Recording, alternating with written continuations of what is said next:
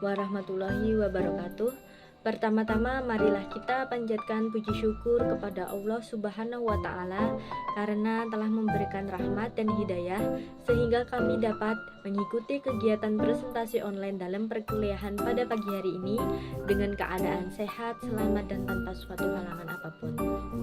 Sebelumnya, yang saya hormati Ibu Arum Ratnaningsih selaku dosen pengampu mata kuliah Teori Apresiasi Sastra Indonesia dan teman-teman yang saya cintai dan saya banggakan.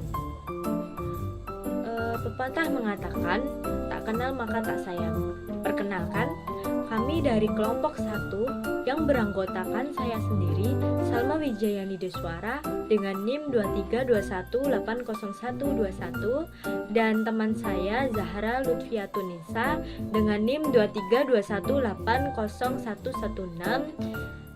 Selanjutnya ada Yasmin Yuanda Ramadhani dengan NIM 2321800134 dan yang terakhir Anifatul Isnaini Zahra dengan NIM 2321800135. Baik, langsung saja di sini kami akan mempresentasikan hasil kerja kelompok kami yang berjudul tentang jenis dan bentuk karya sastra Indonesia.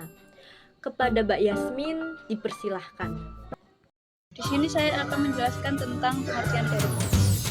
Puisi berasal dari bahasa Yunani yaitu poema, yang berarti membuat atau pembuatan. Yang kedua, puisi adalah bentuk karya sastra yang tersaji secara menyeluruh menggunakan kata-kata yang indah, yang kaya akan makna. Yang kedua, tentang struktur puisi. Struktur puisi itu dibagi menjadi dua, yaitu struktur fisik dan struktur batik. Struktur fisik sendiri itu terdiri dari diskusi, imajinasi, kata konkret, jas, pengulangan bunyi, terus ada tata wajah atau struktur batin. Yang kedua itu adalah struktur batin. Struktur batin itu dibedakan menjadi 4, terdiri dari 4 itu tema, perasaan, nada dan susunan, amanat atau pesan. Nah, selanjutnya kita akan membahas tentang ragam puisi. Ragam puisi itu terbagi menjadi 2, yaitu puisi berdasarkan waktu, puisi lama, puisi itu dan puisi kontemporer. Yang kedua itu adalah puisi yang berdasarkan pada isinya, yaitu terdapat 16 bentuk dan isi. Baik, selanjutnya saya akan menjelaskan puisi berdasarkan waktu. Puisi berdasarkan waktu dibagi menjadi 3, yaitu yang pertama puisi lama, puisi baru, dan puisi kontemporer. Yang pertama puisi lama ada pantun, gurindam, dan syair. Yang kedua puisi baru ada soneta. Yang ketiga puisi kontemporer ada mantra. Dari sisi perjalanan waktu, puisi terbagi menjadi puisi lama dan puisi baru. Sebagai dinyatakan sebelumnya, puisi lama adalah puisi yang masih terikat aturan jumlah, berisi rima, banyak suku kata, dan iramanya. Contoh puisi lama adalah pantun, gurindam, tulisan, mantra, dan sebagainya. Jenis-jenis puisi lama: pantun, syair, gurindam, karmina, kalibun, solaka, mantra. Terus ada lagi ciri-ciri puisi lama terikat dengan aturan, misalnya peraturan pada jumlah baris, bait, jumlah suku, kata, kalimat maupun irama. Selanjutnya puisi lama juga mempunyai ciri kerap ditemukan dalam bentuk antonim, tidak tertera nama bonus atau pengarang. Gaya bangsa puisi lama cenderung status atau tepat. Ada puisi berdasarkan bentuk dan isinya.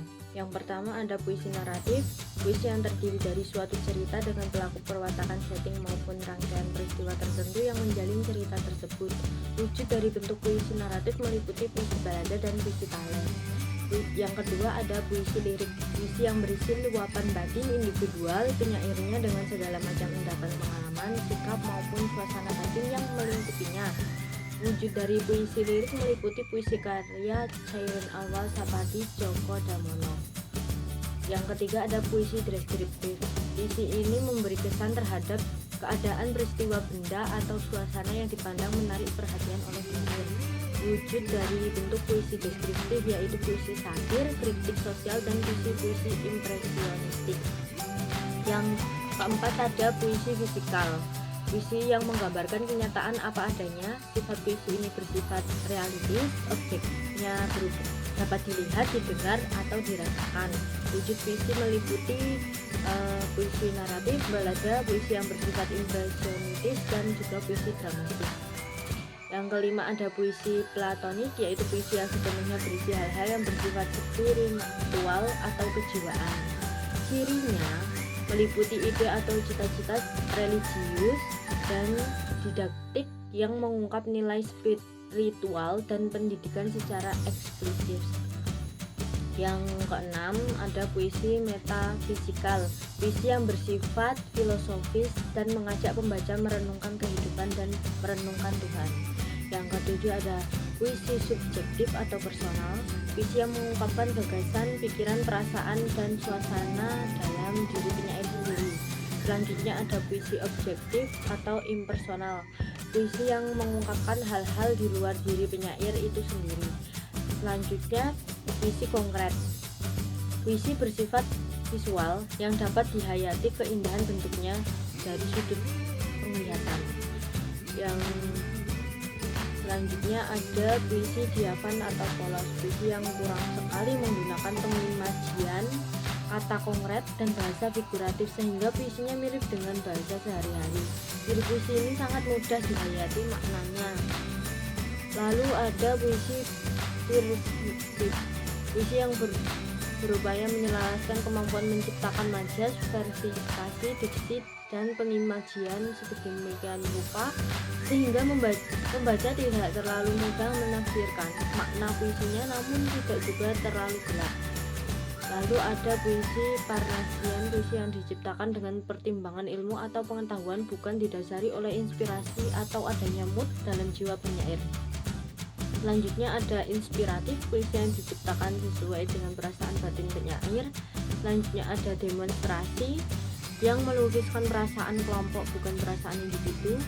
Lalu ada puisi pamflet, puisi yang menggunakan rasa tidak puas kepada keadaan secara spontan.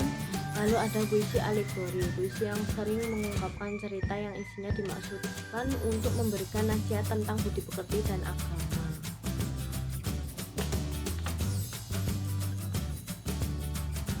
Berikutnya ada prosa. Prosa adalah karya sastra yang menyampaikan dalam bentuk naratif dan cerita. Jenis-jenis prosa ada dua, yaitu prosa lama dan prosa baru. Contoh dari prosa lama yaitu cerita rakyat. Cerita rakyat yang menyampaikan oleh seseorang kepada seseorang lain melalui penuturan lisan, yakni menciptakan penyebaran dan pewarisannya dilakukan secara lisan melalui tutur kata suatu orang ke orang lainnya dan di kalangan masyarakat penduduk secara turun-temurun dari satu generasi ke generasi. Contoh dari cerita rakyat yaitu ada mite dan legenda. Contoh prosa yang kedua ada dongeng. Dongeng merupakan cerita yang tidak benar-benar terjadi, terutama pada zaman dahulu. Jenisnya dongeng ada dongeng binatang, dongeng biasa, dongeng lelucon, dongeng berumus, dongeng yang tidak memiliki akhiran. Dan contoh prosa lama yang terakhir adalah hikayat. Prosa lama yang berkisah tentang riwayat hidup seseorang tokoh. Fungsi hikayat sebagai pemberi wawasan, nasihat, pedoman hidup, dan inspirasi kepada penonton. Selanjutnya ada unsur intrinsik cerpen. Unsur intrinsik cerpen yang pertama ada tema, alur, penokohan, latar, biografi pengarang, sudut pandang, amanat, dan yang terakhir adalah gaya berbahasa.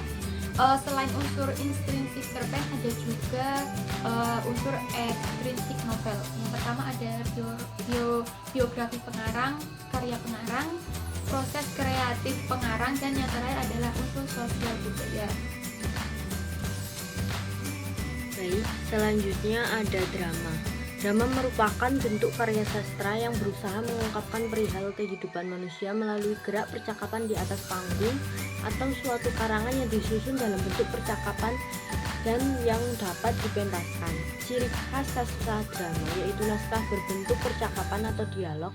Unsur dalam sastra drama yang meliputi tema, plot, tokoh, karakter, latar, dan amanat. Unsur utama dalam pementasan drama yaitu keindahan atau estetika. Faktor yang mempengaruhi pementasan drama yaitu ada naskah, tata gerak, tata musik, aktor, tata aktris, pola pengendaan, tata artistik, tata rias, tata busana, dan tata suara maupun tata cahaya.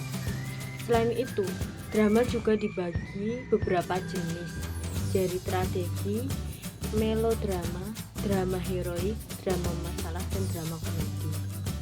Nama teater atau drama di dunia yang meliputi ketoprak Indonesia, Noh, dan kabuki Jepang, opera Beijing, dan balet Eropa. Sekian, terima kasih presentasi dari kelompok kami. Mohon maaf bila terjadi kesalahan dan tutur kata yang besar-besarnya. Baik, cukup sampai di sini presentasi dari kelompok kami. Selebihnya kami mohon maaf atas tutur dan perkataan kami yang disengaja baik pun tidak disengaja. Kelompok kami ada sebuah pantun nih, dengarkan ya. Asih kerja di Sumatera Selatan, pulang kerja selalu curhat. Silahkan jika ada pertanyaan, sikat saja karena ini bukan sisi curhat. Sekian, terima kasih. Wabillahi taufiq wal hidayah. Wassalamualaikum warahmatullahi wabarakatuh.